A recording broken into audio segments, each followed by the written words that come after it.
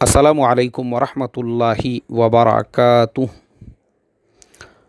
मोहतरम भाइयों, बुज़ुर्गों और दोस्तों, अल्हम्दुलिल्लाह तबलीगी जमात मरकज़ निज़ामुद्दीन ये बेचारे न्यूज़ चैनल वालों को एक टॉपिक मिल गया था। हफ्ता भर चिल्ला पुकार करते रहे, अब उसके बाद में खामोश बैठ गए।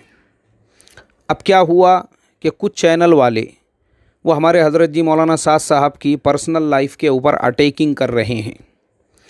हमारे हज़रत जी मौलाना साद साहब का फार्म हाउस ऐसा है, उस फार्म हाउस के अंदर उनका गार्डन वैसा है, गार्डन के अंदर स्विमिंग पूल ऐसा है, उनके पास में ये गाड़ी है, उनके बेटे के पास में वो बाइक है। और अफसोस की बात ये है कि कुछ ज़मीर फ़रोश, ईमान फ़रोश, कुछ आस्तीन के सांप जो है वो भी ऐसे न्यूज़ चैनलों के ऊपर आकर हज़रत जी के ख़िलाफ़, जो बेचारे हमारे भोले भाले सीधे सादे साथी है, उनको भड़काने के लिए उस पर इंटरव्यू भी दे रहे हैं। अफसोस की बात है ये। अब इसमें होता ये है मेरे मोहतरम दोस्तों, किसी इंसान को अगर आपको किसी की राय से इख्तिलाफ़ है, किसी के किसी मसलक से इख्तिलाफ़ है, किसी की किसी दलील से इख्तिलाफ़ है, तो उसका तरीक़ा ये होता है आप उस इंसान को दलील का जवाब दलील से दीजिए।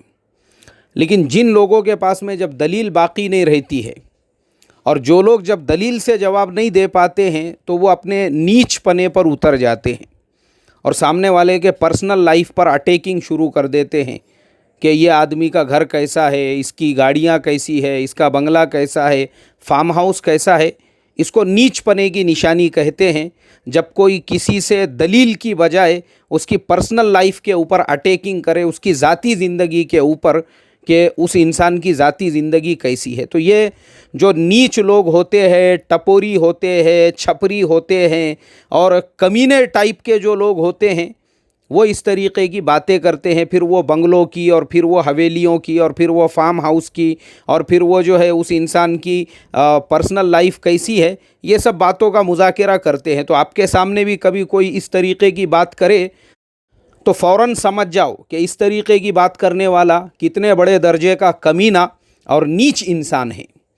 अब मैं ये सारी बातों का ख़ुलासा करने से पहले आपको एक वाक़या सुनाता हूँ। अल्लामा अब्दुर्रहमान इब्न जौज़ी रहमतुल्लाह अलैह ने अपनी किताब के अंदर ये वाक़या लिखा हुआ है। उस किताब का नाम है किताबुल अस्किया।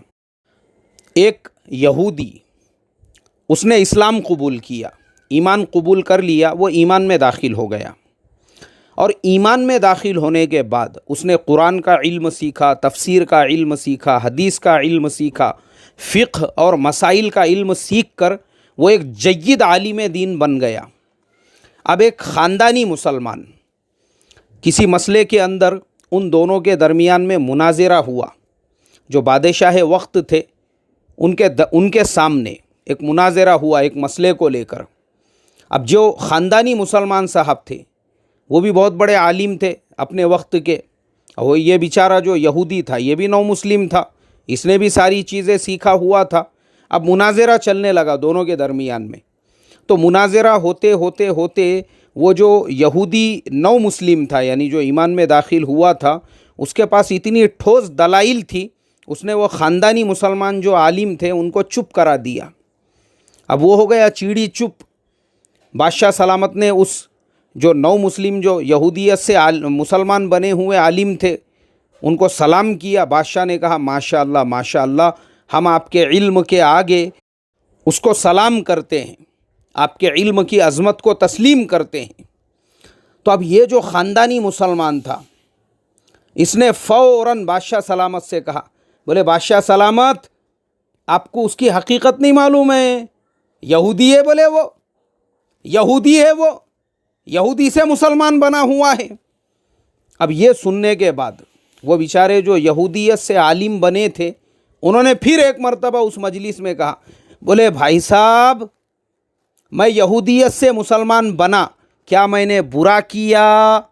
अल्लामा अब्दुर्रहमान इब्न जौज़ी रहमतुल्लाह अलैह ने लिखा कि ये जुमला कहने के बाद फिर दोबारा से वो जो ख़ानदानी मुसलमान साहब थे जलील व ख़ार हो गए। क्यों? इसलिए कि दूसरी मर्तबा भी उन्होंने जो जुमला कहा, भाई मैंने बुरा किया क्या, बोल मुझे। ठीक है, मैं यहूदी था पहले, मैं मुसलमान हो गया, आलिम बना, मैंने सारी चीज़ें सीखा, मैंने बुरा किया क्या, दूसरी मर्तबा जलील व ख़ार होके मुँह के बल गिरना पड़ा। ये पूरा वाक़या मैंने आपको ये समझाने के लिए बताया हूँ कि नीच जो लोग होते हैं वो लोगों की पर्सनल लाइफ के ऊपर इसी तरीक़े से अटैकिंग करते हैं जिस तरीक़े से कुछ लोग हज़रत जी मौलाना साद साहब का फार्म हाउस कैसा है और हज़रत जी की प्रॉपर्टी कैसी है और हज़रत जी का बंगला कैसा है और हज़रत जी के गार्डन कैसा है। अब मैं आता हूँ उस टॉपिक के ऊपर। अब मेरा आप तमाम लोगों से सवाल, मुझे ये बताइए हज़रत जी मौलाना साद साहब को आप क्या समझते हैं? उनको इंसान समझते हैं या फरिश्ता समझते हैं? अगर आप उनको इंसान समझते होंगे तो फिर वो तमाम बातें उनके लिए भी लागू होती है जो आम इंसानों के ऊपर लागू होती है। जैसे मैं भी एक इंसान हूँ, आप भी एक इंसान है, जैसे मेरी आपकी हम तमाम की एक लाइफ है, हम तमाम की एक ज़िंदगी है, उनकी अपनी भी एक ज़िंदगी है। अब आते हैं हम उनके फार्म हाउस के ऊपर। सबसे पहली चीज़ तो ये है कि मीडिया चैनलों के ऊपर जिस घर को दिखाकर ये बताया जा रहा है कि ये उनका फार्म हाउस है, जिस गार्डन को दिखाकर बताया जा रहा है उनका गार्डन है, जिस स्विमिंग पूल को दिखाकर बताया जा रहा है उनका स्विमिंग पूल है, उनकी गाड़ियां हैं, है या नहीं है? सबसे पहले तो यही कंफर्म नहीं है कि हकीकत में भी ये उनका है या नहीं है।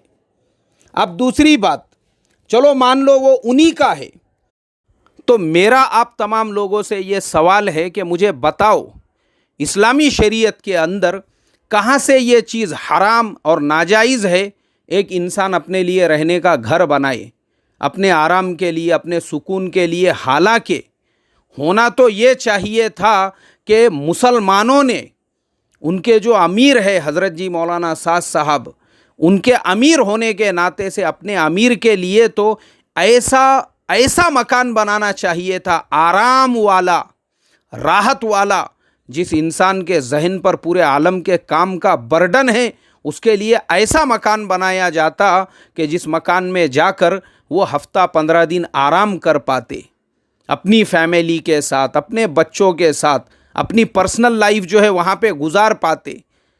हमारी जिम्मेदारी थी ये, जो हम उनके मानने वाले हैं, हमने उनको अभी जो टीवी चैनलों पे घर बताया जा रहा है जिसके पूरे गेट को जंग लगा हुआ है, वो घर की दीवारों को कलर मारा हुआ नहीं है बराबर से, और जिस तरीके का वो स्विमिंग पूल बताया जा रहा है, अरे हमारे यहाँ गांव खेड़ों में, खेड़े गांव के जो लोग हैं, खेड़े गांव के, वैसे घर से 50 गुना अच्छे मकानात थे लोगों के पास।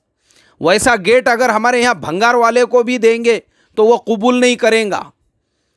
आज हमारे यहाँ पे गांव खेड़ों के अंदर लोगों का जो लाइफ स्टाइल है, जो ज़िंदगी गुजारने का जो तरीक़ेकार है, वैसे स्विमिंग पूल से 10-10 गुना ज़्यादा बेहतरीन तरीक़े के स्विमिंग पूल गांव खेड़े के अंदर लोगों ने बनाए हुए हैं। तो मैं ये कहता हूँ कि हज़रत जी तो हमारे अमीर है, हमारे ज़िम्मेदार थे, क्यों हमारे ऊपर फ़र्ज़ नहीं है ये हमारी ज़िम्मेदारी नहीं बनती है? आप देखो दूसरे मज़हबों के जो रहनुमा हैं, उन लोगों ने तो पूरी जन्नत बनाई हुई है दुनिया के अंदर अपने लिए, पूरी जन्नत।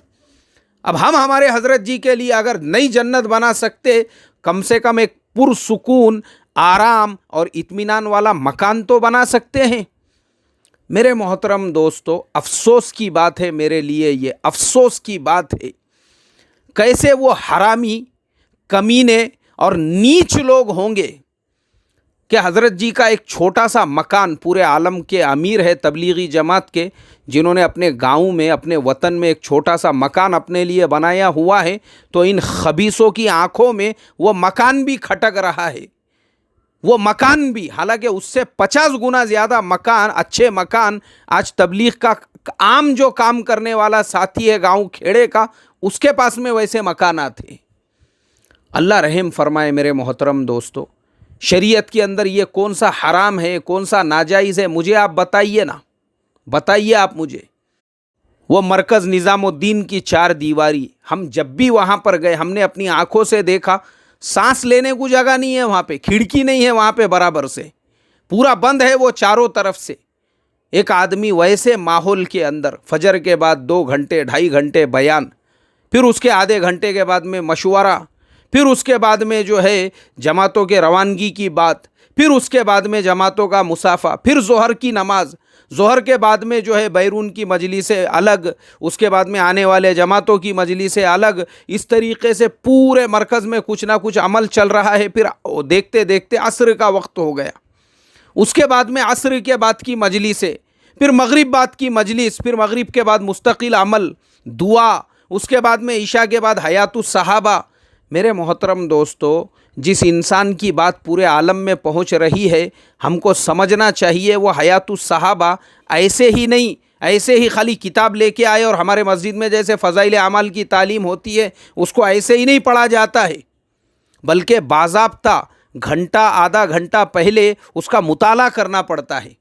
اس کی جو عبارت ہے، اس کی عبارت جو ہے، اس کا زبر زیر پیش، وہ سب دیکھنا پڑتا ہے، کیونکہ پہلے عربی میں پڑھنا پڑتا ہے۔ بغیر مطالعے کے کوئی بھی حیات الصحابہ پڑھ نہیں سکتا ہے، کیونکہ ہماری قوم کے اندر ایسے ایسے خبیث بھی موجود ہے جنہوں نے ہمارے حضرت جی کے پیچھے تراویح پڑھی اور اس کو بھی ریکارڈ کر کے مارکیٹ میں چلایا ہوا ہے، کیونکہ ہمارے قوم میں کمینوں کی، حرامیوں کی، خبیثوں کی کمی نہیں ہے۔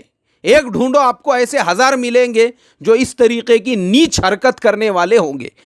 تو ایک آدمی صبح سے لے کر شام تک اس کے پیچھے اعمال ہی اعمال لگے ہوئے ہیں، یہ عمل اچھا۔ میں پھر دوسری بات تو بتانا بھول گیا، پھر مدرسہ ہے مرکز نظام الدین کے اندر، اس مدرسے میں آپ کے پیچھے بچوں کو پڑھانے کے گھنٹے بھی ہے، بخاری شریف بھی آپ کو وہاں پہ پڑھانا ہے، پھر اس کو بھی مطالعہ کر کے پڑھانا پڑتا ہے۔ ارے میرے بھائی، پورے عالم کے دعوت کے کام کی ذمہ داری، مدرسے کے تدریس کی ذمہ داری، حیات الصحابہ کی ذمہ داری، 50 ذمہ داریاں ایک شخص کے ذمے ہیں۔ مجھے آپ بتائیے، کیا اس انسان کو راحت کی، اس انسان کو کچھ دن سکون کی، اطمینان کی حاجت نہیں ہے؟ اب وہ اپنے وطن آتے ہیں، بار بار جو کاندھلا آتے ہیں، ان کے باپ دادا کا وطن ہے، وہ وہاں پر آتے ہیں، آنے کے بعد میں 2-4 دن وہاں پہ قیام کرتے ہیں، رہتے ہیں اپنے اس مکان کے اندر، تو ہمارے زمانے کے خبیثوں کی آنکھوں میں وہ مکان بھی آ گیا، انہوں نے اس کو بھی ڈال دیے میڈیا کے اوپر، اس کے اوپر بھی جو ہے ساری چیزیں دکھائی جانے لگی۔ تو میں یہی کہتا ہوں نا کہ مجھے شرعاً بھی بتائیے اور لیگلی بھی بتائیے، جب انڈیا کے اندر گورنمنٹ کے رولز اینڈ ریگولیشنز کے حساب سے آپ اپنے لیے جو ہے جیسا مکان بنانا چاہے ویسا مکان بنا سکتے ہیں، آپ اگر گورنمنٹ کو ٹیکس دے رہے ہیں، جیسی گاڑی لینا چاہے ویسی گاڑی خرید سکتے ہیں، تو نہ لیگلی یہ کوئی گناہ ہے، نہ جرم ہے، اور نہ ہی شرعاً یہ کوئی گناہ اور جرم ہے کہ انسان اپنی فیملی کی راحت اور آرام اور سکون کے لیے ایک مکان تعمیر کر کے اپنی فیملی کو وہاں لے کر جائے۔ افسوس کی بات ہے یہ ہمارے لیے، بلکہ الٹا ثواب ہے ان کے لیے، ثواب ہے یہ کہ وہ اپنی فیملی کا حق ادا کر رہے ہیں۔ اور نیوز چینل کے اوپر آ کر اس طریقے کی باتیں کرنا، اللہ حفاظت فرمائے۔ میرے محترم دوستو، میں جب اس طریقے کی چیزیں، اس طریقے کی باتیں، اس طریقے کی حرکتیں دیکھتا ہوں، افسوس ہوتا ہے مجھے۔ میں سوچتا ہوں انسان اتنا بھی نیچ ہو سکتا ہے کیا؟ مطلب نیچ پنے کے اتنی بھی نیچے کی سطح پہ گر سکتا ہے کیا کہ کسی انسان کی پرسنل لائف کے اوپر وہ اس طریقے سے کیچڑ اچھالے اور اس کے بارے میں باتیں کرے؟ کیونکہ دیکھو، میں آپ کو ایک چیز بتاتا ہوں، شریف انسان ہوگا نا، شریف انسان کبھی بھی کسی کی پرسنل لائف کے بارے میں تذکرہ نہیں کرے گا۔ کبھی بھی کوئی کسی کی پرسنل لائف کے بارے میں تذکرہ کر رہا ہے کہ فلانے انسان نے 2 نکاح کیے، یا فلانے انسان نے اس طریقے کی پراپرٹی خریدی، یا فلانے انسان نے اس طریقے سے گاڑی خریدی، اور وہ اس پہ تنقید کرے، تو یہ حرامی اور کمینے پن کی نشانی ہے۔ شریف انسان ایسا نہیں کر سکتا ہے۔ شریف انسان وہ ہوگا جس کے سامنے جیسے ہی کس نے کسی کی غیبت کی، کسی کی برائی کی اور کسی کی پرسنل لائف کے بارے میں تذکرہ کیا، وہ فوراً کہیں گا بھائی اس کی حاجت اور ضرورت نہیں ہے۔ تو اس لیے میرے محترم بزرگوں، دوستو، یہ ایک سادی سمپل زندگی ہے ہمارے حضرت جی کی، جو لائف اسٹائل آج کے زمانے میں لوگ جس لائف اسٹائل کے اندر زندگی گزارتے ہیں، اس کے مقابلے میں اگر دیکھا جائے تو یہ کچھ بھی نہیں ہے، یہ کچھ بھی نہیں ہے، یہ بلکہ یہ ایک نارمل چیز ہے جو عام ہے۔ بڑے شہروں کے اندر شاید ہی کوئی مکان ایسا ہوگا جس کے سامنے چھوٹا سا گارڈن نہ ہو، جس کے اندر ایک چھوٹا سا سوئمنگ پول نہ بنا ہوا ہو۔ یہ نارمل اور عام زندگی ہے یہ۔ تو اس لیے میں آپ تمام لوگوں سے یہی درخواست کروں گا کہ ہمارا روحانی تعلق مرکز نظام الدین کی چار دیواری سے ہے، ہمارے حضرت جی مولانا سعد صاحب سے ہے، ہم اس تعلق کو باقی رکھیں، ان کے بیانات سنیں، حیات الصحابہ کا جو درس ہے وہ ہم سنتے رہے، مرکز سے اپنے تعلق کو ہم باقی رکھیں۔ اور یہ جو بہکانے والے جو ہے، اللہ تعالیٰ ایسے بہکانے والے شیاطین سے امت مسلمہ کی حفاظت فرمائیں، اور ہم تمام کو آخری سانس تک اس مبارک محنت کے ساتھ جڑ کر، ہمارے مولانا یونس صاحب رحمۃ اللہ علیہ جیسا فرماتے تھے، مرتے مرتے کرنے والا اور کرتے کرتے مرنے والا ہم تمام کو بنائیں۔ آمین ثم آمین۔ السلام علیکم ورحمۃ اللہ وبرکاتہ۔